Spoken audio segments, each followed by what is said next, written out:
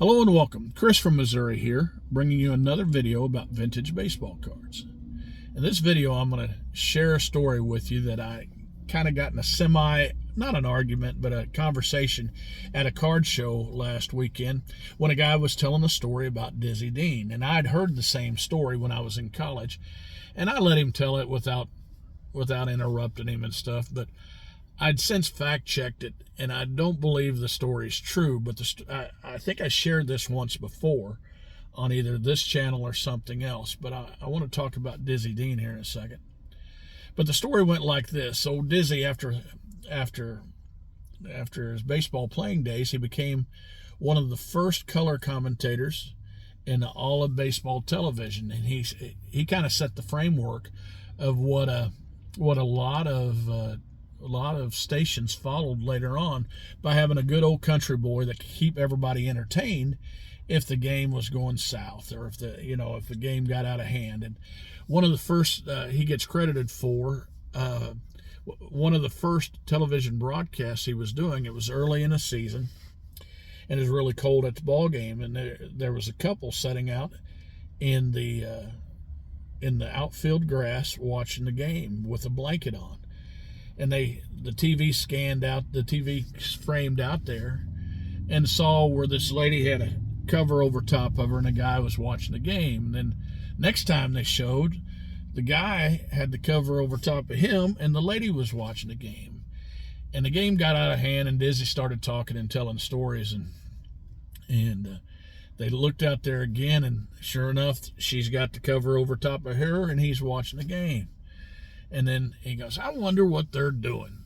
And after a while, they kind of got enamored with this couple, what they were doing and joking and stuff. And finally, Dizzy says, I got it. I know exactly what they're doing. He's kissing her on the strike, and she's kissing him on the balls. And, you couldn't get away with that today, without getting a little bit of trouble. But this guy finished telling that story. And I'd heard that story in my college class, and I looked it up, and I don't think that Dizzy Dean really was the one that said that, but he gets credited sometime with that story.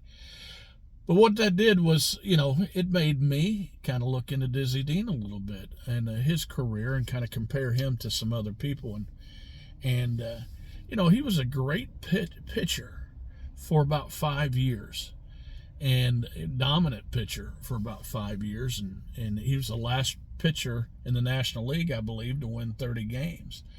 And but his career was cut short, and I don't know if he deserves to be in the Hall of Fame. Everybody talks about Sandy Koufax and how dominant he was for that 6-year span, and that was good enough to get him in the Hall of Fame. Well, it took a long time for Dizzy to get in the Hall of Fame, and with all his exploits with his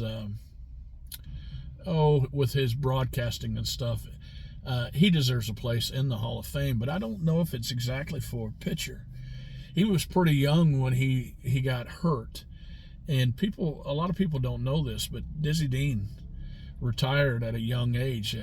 What happened was he got hit by a ground ball in the toe by Earl Averill, and it really, how'd they put it? He broke his toe. Somebody told him, Dizzy, I think you fractured your toe. And he said, fractured? Hell, it's broken. And he's just a funny guy. But anyway, he missed a lot of games because of it, and so he came back and tried to throw, but the toe bothered him so much that he changed the motion in his delivery, and he hurt his arm. And by changing his motion, it kind of offset everything, and he hurt his arm, and he had to retire from baseball. And when he retired, probably one of the best things that ever happened to baseball was he became a sports announcer, and he was beloved, but he worked for the St. Louis Browns early in his career as a sports announcer. And this is a story that I really didn't know about. But anyway, one year the Browns were so bad, the pitching staff was so bad, he couldn't hold it back, and he would say on a broadcast, heck, I'm better than 9 out of 10 of these guys right now. And, and I haven't pitched forever. Well, the wives of the pitchers complained to the owner, and they were tired of Dizzy putting them down and stuff like that. But the owner kind of asked Dizzy if he wanted to pitch one game to prove everybody he was right, and he did. And they activated Dizzy Dean in the last, September 28th, the last home game of one of the seasons. And Dizzy wasn't that old, or I would kind of liken this to what Satchel Paige did. Satchel Paige came back and pitched and did quite well. Gave up a hit, gave up no runs to the Red Sox in 3 innings, and gave up 1 hit to Carl Yastrzemski. Well, Dizzy came back and pitched that day and pitched for 4 innings and had a shutout going for 4 innings. Matter of fact, he got up to bat and got a base hit. Now, when he got a base hit, he turned on first base like he was going to second, made his turn, came back to the bag, and he had pulled a hamstring, and so they had to take him out of the game. And he kind of made a wisecrack that he said, I could pitch better than them. I didn't say I could run better than anybody. But anyway, that was the last that he had pitched. But that wasn't the last we heard about Dizzy Dean. He would still pitch occasionally in little fundraiser games and that kind of stuff, and town team kind of ball and exhibition kind of stuff. But he became really famous as a TV announcer.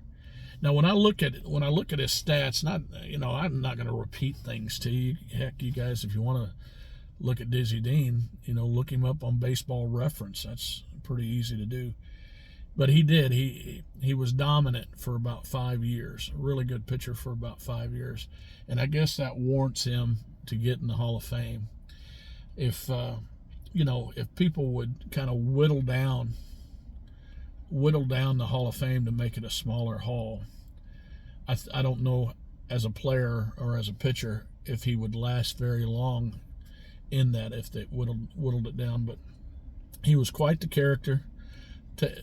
Take your time, look him up, and get a chance. I just thought I'd share that with you, along with, now this is going to be backwards, so John, 3D 80s Kid, and Baseball Collector, and Don, you got Don Field of Dreams. You're going to make fun of me because it's going to be turned around backwards. But here is the 1934 Gowdy Dizzy Dean, and it's part of the Mike Payne's book. And if you see the green tape on there, it's a collection that I go after that's on a poster hanging in my wall. And I love this 1934 Gowdy Dizzy Dean. Now, guys, on occasion I like telling those kinds of stories. I hope it didn't bore you. But remember, it's just a hobby. Collect what you like.